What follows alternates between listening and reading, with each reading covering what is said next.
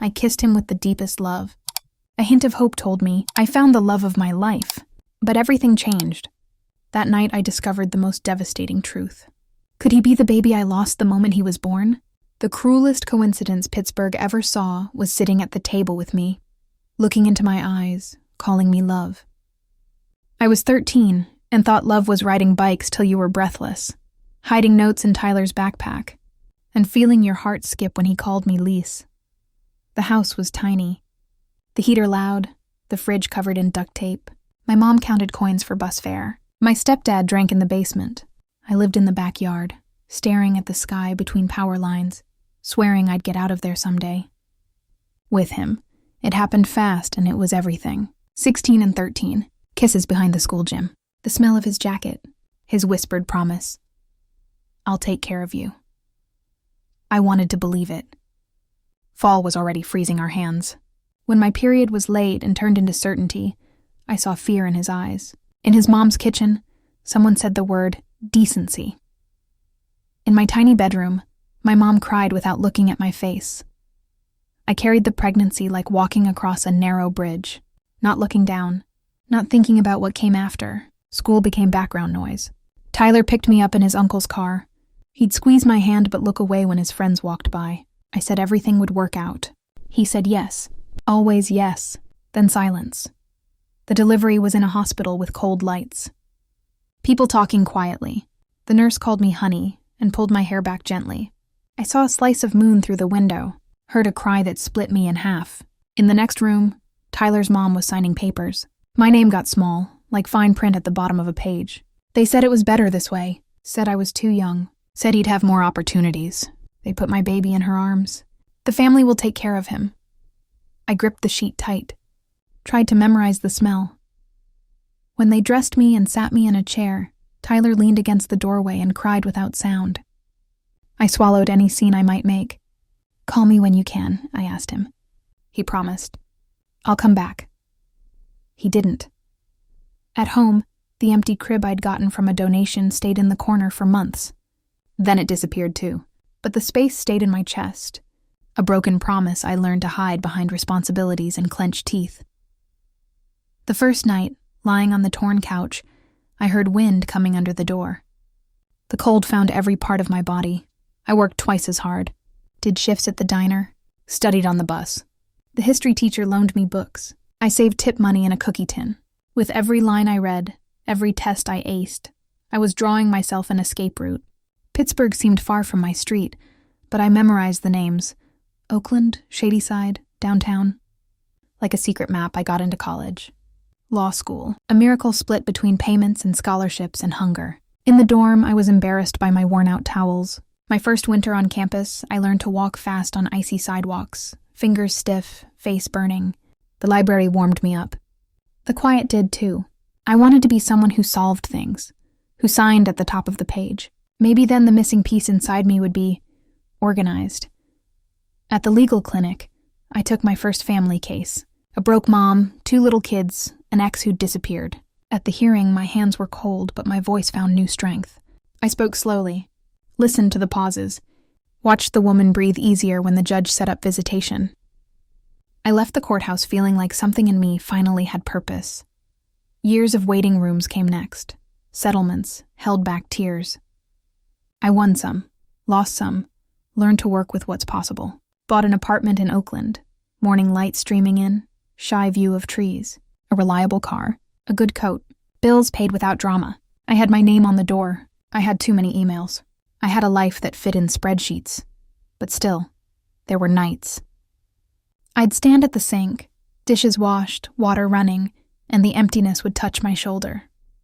What was missing ran deep. It was silence shaped like a crib, and I kept going, because law is that too. Continuing. Sometimes in the courthouse elevator, the image would come back, that cry in the cold light. I'd breathe deep and let it pass like fog over the river. There was still ice on my steps. It was fall. The leaves in Shenley Park looked like old letters scattered on the ground. I'd been alone long enough to stop counting. Saturday night, I went to Butter Joint, North Oakland, clinking glasses, good burgers, those cocktails that warm you up slowly. I sat at the bar, ordered an old-fashioned, The bartender placed the orange peel with a nice touch. I liked watching he sat 2 stools over. Simple shirt, dark jacket, stubble. Young but not a kid. He had a presence that made me straighten my shoulders without realizing. When he smiled at the server, something in my stomach stirred, something I hadn't felt in years. He ordered a local beer, and when the music got louder, he moved his chair closer. "I'm Jake," I told him my name. He repeated it slowly, like he was testing how it tasted. His voice was deep, unhurried. Asked what I did. Family law. He nodded with a seriousness that disarmed me. Must be hard watching families fall apart. It wasn't a question. It was understanding. That hit me right in the chest. We talked about Pittsburgh. He knew the right places. Lawrenceville at 5 p.m. when the light turns golden. Those empty downtown Sundays I thought only I appreciated. With every word, I felt my body relax in a dangerous way, like when you take off tight shoes after a whole day. When he laughed for the first time, this low, genuine laugh, I leaned forward without meaning to. My leg almost touched his. I pulled back, but not far. The air between us changed. Got charged. I ordered another drink. He ordered dessert. Want to share? I wanted to share more than dessert. Our hands touched, reaching for the same fork.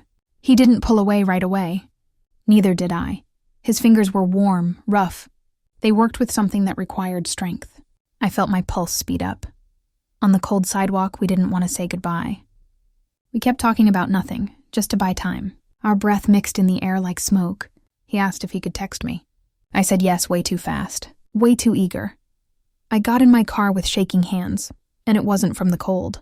It was from the way he looked at me when I said my name, like it mattered, like it was his. The texts turned into phone calls that lasted hours. The calls turned into dates that stretched until the last train. We went to Altius on a clear, cold night. Mount Washington was getting hit with cutting wind, but when he put his hand on my waist to guide me, the cold disappeared. The city view was perfect, but I could barely pay attention. I was too busy watching his profile against the lights, the way he talked with his hands, how his voice changed when he talked about things that mattered to him. I wanted to kiss him right there. In the car, heater running, the tension was almost solid. He parked in front of my building and didn't turn off the engine. We sat there, pretending we didn't know what we wanted. Then he touched my face. Just touched it. His fingers traced from my cheek to the back of my neck. I closed my eyes and leaned into his hand. Lisa. My name in his voice sounded like a prayer, or a confession. I opened my eyes. He was so close I could count his eyelashes. Can I come up? I should have said no. Should have said goodbye right there. Instead, I whispered, yeah. We rode the elevator in silence. My hand was shaking so bad I missed the keyhole twice. He put his hand over mine, steady. Easy. But I didn't want easy. I wanted the opposite of easy. Inside the apartment, he looked around like he wanted to memorize it. It's just like you, he said. How so? Beautiful, organized, but with hidden surprises. He pointed to a photo of me laughing that Alice took at a party. You look different there, more free. I poured wine. We sat on the couch, keeping respectful distance, talked about work, about the city, about everything except what was happening between us, until he stopped mid-sentence and said, Lisa, can I be honest? I nodded. I can't stop thinking about you. Since that night at the bar. It's unsettling, I laughed nervously. Unsettling? He moved closer. Unsettling because I'm not like this. I don't fall for women I met a week ago. The word fall hung between us. But here I am. That's when I kissed him. Or he kissed me. Doesn't matter. What matters is it was devastating. His lips were soft, but the kiss was urgent. Hungry. Like we'd been thirsty for years. My hands found his hair, his neck, his strong shoulders under the shirt. When we broke apart to breathe, I was trembling. Jake, I know, he said, forehead against mine. I know, it's too fast. Too intense. I shook my head. That's not it. What was it then? It was that I'd forgotten what it felt like to want someone like this. It was that I was scared of wanting so much. The signs came like subtle cracks. A photo in his living room. Picture frames showing a house I shouldn't recognize. But my body did. A light wood rocking chair. A hallway with wallpaper. The smell of floor polish. I swallowed hard and kept going. At the store, He grabbed a jar of sauce and made that casual comment people make when remembering winter dinners. My mom used this on game nights. My head went to a kitchen from when I was a kid. Low radio playing. I shook myself inside and went back to the shelf. At my office, an old file showed up by mistake. Last name I hadn't read in years. I stared at the letters like watching an animal that might, or might not, bite. Returned the file, apologized. The elevator took me to the street like I'd forgotten my coat. I went to Butter Joint alone on a Thursday night. Ordered the same drink, tasted it, waiting for comfort. Felt the ice hit the glass and thought about tiny fingers. There were trigger objects everywhere. The sound of the ice machine cut me a little. Put money on the bar and left. When he asked me to dinner with his family, December was already weighing heavy. It's simple. My mom cooks. My dad talks about the Steelers. We get embarrassed looking at old photos. I laughed. Old photos terrify me. He looked at me carefully. Then we'll take it slow. I ended up saying yes without thinking much. Christmas in Pittsburgh has this kind of dark tone. Flickering lights, low sky. I pictured a fireplace, smell of cinnamon. I didn't picture what was coming. The night before, I set my table like I was rehearsing calm. The extra plate that was left over stared at me. Washed the silverware twice. The heater failed, and for a second, I wished the snow would shut down the whole city. Snow covered the sidewalks like a thin blanket. Salt made those dirty stains along the curb. Pittsburgh looked black and white when I turned the corner into his neighborhood. Identical houses, icy roofs, yellow lights in windows. The GPS said, "Destination reached," like it was announcing something ordinary. I parked carefully. Breathed, counted to 5. My fingers shaking on the coat zipper. The doorbell played a short tune. I heard footsteps on the other side. A woman opened the door. Trained hostess smile, tired eyes, and some kind of warped mirror in her face. My heart climbed to my throat. "Lisa, so good to meet you. I'm Karen." The voice stopped before the full name inside me. Karen. His mom's name. A name that at 13 always sounded like a period at the end of a sentence. Behind her, a tall man, big hands, light hair already thinning. "I'm Tom." I didn't know where to rest my eyes. The living room was the one from the photos. The rocking chair. The hallway. The floor polish. My memory opened a drawer I didn't know was locked. Jake put his hand on my back, gentle. "Come in." I went in. Fireplace burning. Cheese tray. A familiar sauce smell. My mouth went dry. "Can I take your coat?" Karen asked. I took it off. My body got small. There were picture frames on the shelf. Kids in soccer uniforms. A young woman holding a baby. The boy's face, I knew it. Knew it from the hospital. Knew it from the crib that wasn't mine. I felt the room spin by millimeters. Sat on the couch. Rough fabric against my hands. Jake went to get wine. Tom talked about the weather, about tricky snow. I answered reflexively. My voice came from far away. "You guys lived here forever?" My question came out crooked, but still demanded an answer. Karen smiled. "Since a long time." She swallowed the exact word. It was, "since before you." When Jake came back, he looked at me like someone noticing a glass about to fall. Offered me the wine. "You okay?" I breathed, fixed my eyes on the fireplace. "I'm fine." And in that fine was a thin bridge about to snap. The kitchen called us to the table. The hallway was a timeline. I walked past photos like crossing thin ice. It was at the dining room entrance that the world collapsed. On the wall, a big family photo. A wedding. Tyler at 21, wearing that crooked smile that made me lose my mind at 13. Next to him, a woman in white who wasn't me. And in her arms, a baby, my baby. The air left my lungs all at once. I leaned against the doorframe, legs shaky. Jake noticed something was wrong. "Lisa, you okay?" But I couldn't take my eyes off the photo. It was baby Jake, kid Jake, teen Jake. A timeline of the life that should have been mine. "Jake." My voice came out hoarse, strange. "What's your dad's full name?" Karen and Tom stopped talking in the kitchen. The silence got heavy. Jake frowned. Tyler Morrison." "Why?" "Tyler Morrison. The boy who promised me forever and left me in a hospital room. The man who married another woman and raised my son like he was hers." "Where is he?" I managed to ask. "Your dad. Where is he?" Tom appeared in the kitchen doorway. Tyler died 3 years ago. Cancer. His voice had this defensive tone, like he expected some kind of reaction. Why you asking? I looked at Jake. Really looked. The green eyes I recognized from the hospital. The shape of his face. The way he tilted his head when he was thinking. How didn't I see it before? 34 years old. Right age. Right city. Right last name. Jake. My voice shook. Were you adopted? He blinked, confused. Not exactly. Tom and Karen raised me, but it's complicated. He looked at his adoptive parents. My biological parents were really young. Couldn't take care of me. I gripped the doorframe harder. The world was spinning. How old were they? My biological mom was 13, Karen said quietly. Tyler was 16. They were just kids. Jake looked at me with an expression that was slowly changing. Confusion turning into suspicion. Suspicion turning into understanding. Understanding turning into horror. Lisa. He said my name like it was a foreign word. How old are you? 47, he did the math.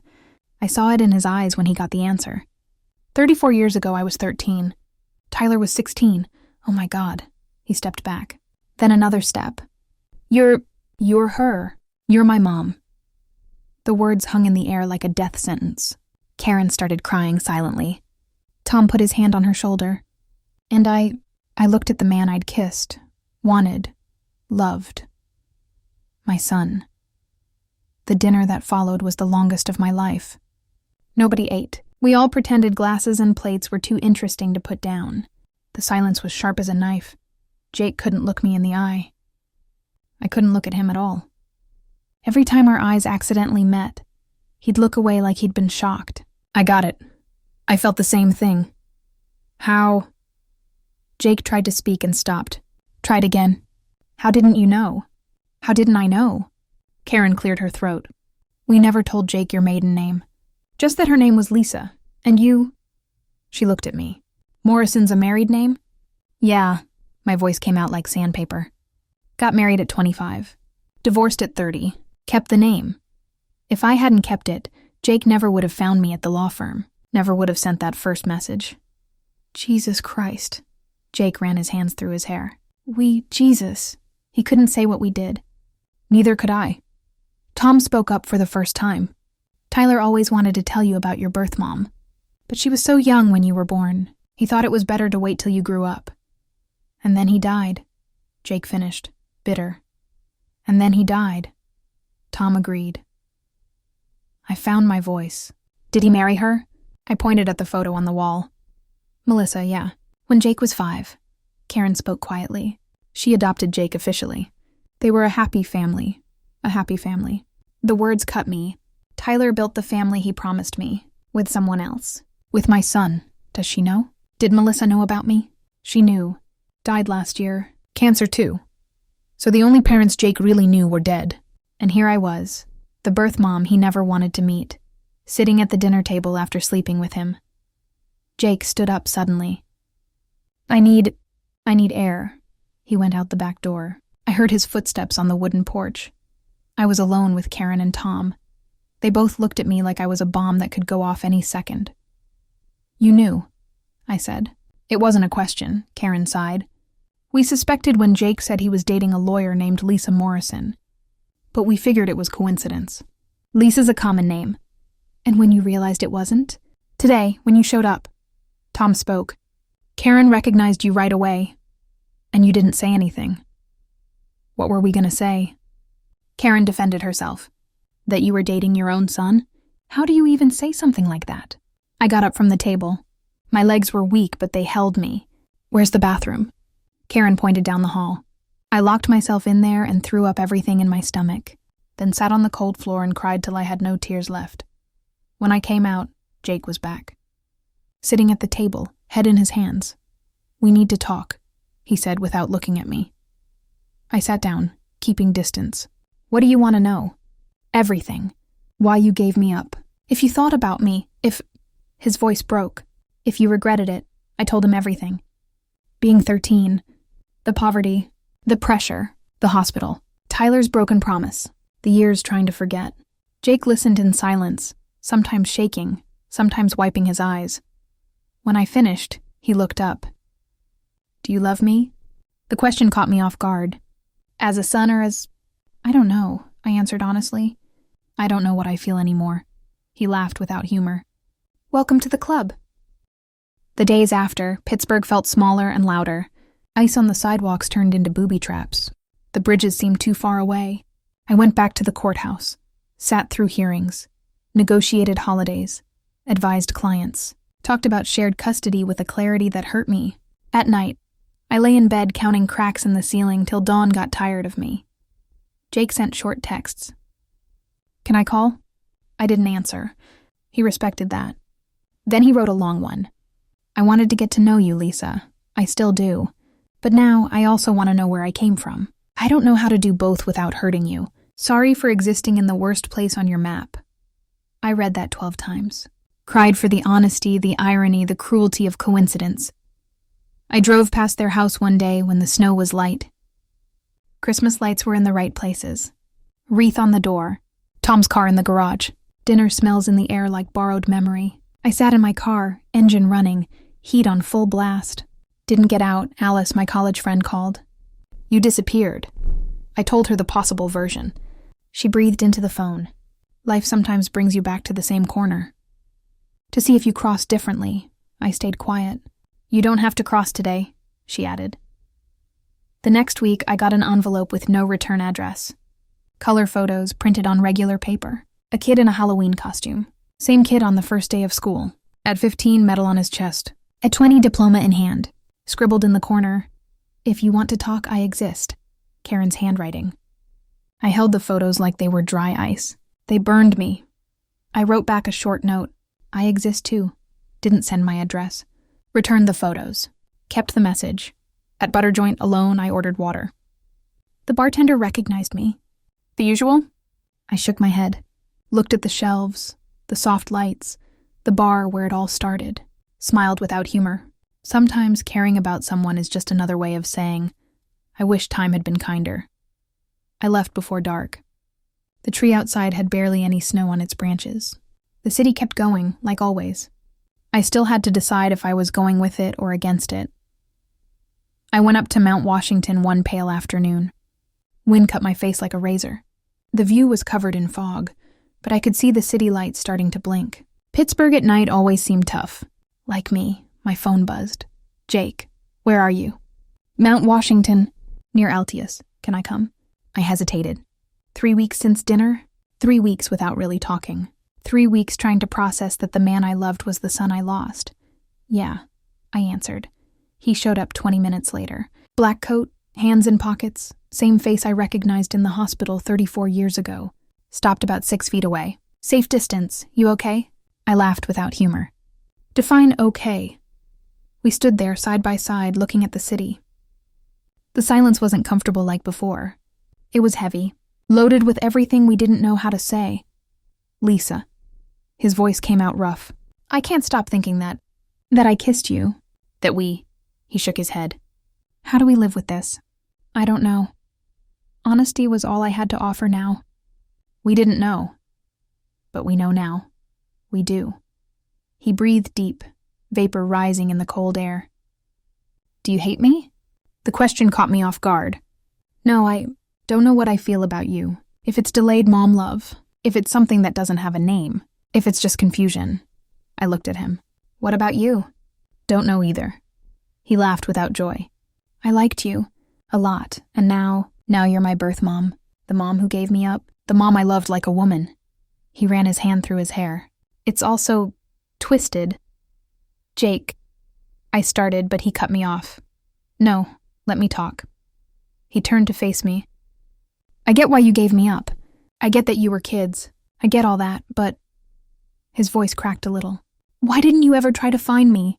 All these years, why didn't you look? The question I expected and feared at the same time, because I thought it would be selfish. You had a family, a life. I didn't want to mess that up. But did you want to know? How I was doing? Every day. The words came out in a whisper. Every damn day. He closed his eyes. When he opened them, they were wet. And now? What do we do now?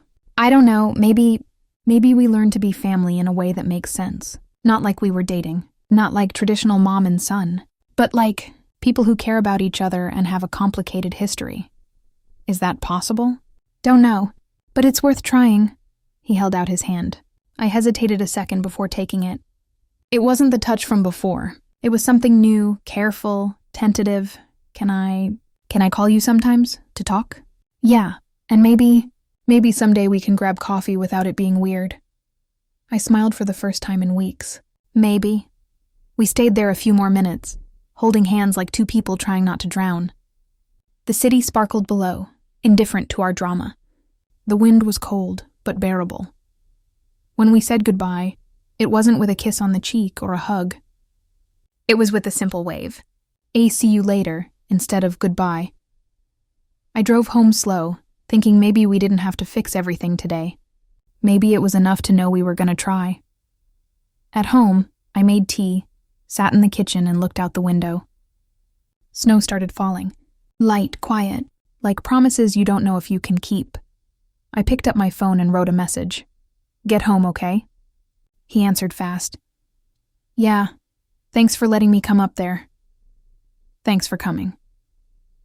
I turned off the lights and went to bed. For the first time in weeks, I slept through the night,